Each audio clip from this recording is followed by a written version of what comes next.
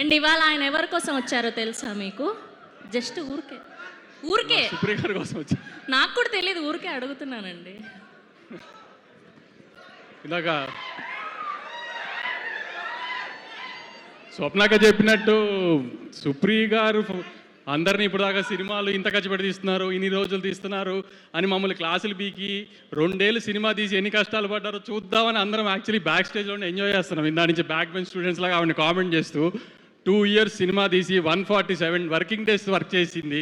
So మమ్మల్ని ఎవరిని తిట్టే రైట్ లేదని వెనకాల నుంచి ఆవిడని ఎక్కిరిస్తానికి వచ్చాము. యాక్చువల్లీ మేము విష్ చేయడం కంటే ఎక్కువ సుప్రియ గారికి ప్రొడ్యూసర్ కష్టాలు ఏంటో శేష్ గారు చూపించినందుకు నేను చాలా థ్యాంక్స్ శేష్ గారు. ఆవిడ ఊరికే మా అందరికీ క్లాస్ మీరు హీరోలందరినీ నెత్తినెక్కించుకుంటున్నారు, ఇది ఏదైనా క్లాసులు పీకుతుంది మాకు. మీరు ఒక 2 సంవత్సరాలు ఆవిడ హింస పెట్టినందుకు చాలా థ్యాంక్స్ అండి. ఆవిడకి తెలియాలి కదా హీరోలతో సినిమాలు తీస్తే ఎంత కష్టంగా ఉంటుందో. వాళ్ళ తమ్ముళ్ళతో వాళ్ళ మావయ్య గారితో సినిమా తీసి ఏం నొప్పి తెలియలేదు ఆవిడకి. బయట హీరోలతో తీస్తే ఎలా ఉంటుందో తెలుస్తుంది కదా ఆవిడ.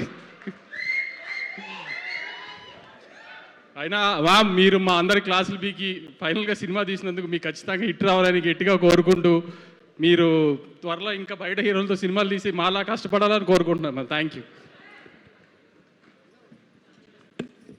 వంశీ గారు, థ్యాంక్ యూ.